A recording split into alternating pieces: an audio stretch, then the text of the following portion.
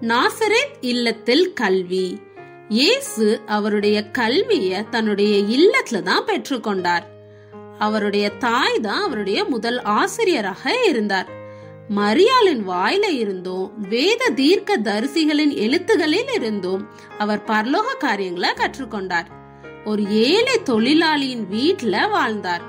உண்மையோடும் உத்தமத்தோடும் அதே சமயத்துல மன ரம்மியத்தோடும் அந்த வீட்டுல தன்னுடைய கடமைகளை செய்தார்.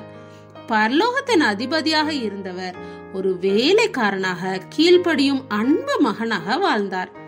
ஒரு தொழிலை கற்றுக்கொண்டு யோசேப்போட ஆசாரியின் பட்டறையில தன் சொந்த கரங்களால வேலை செய்தார்.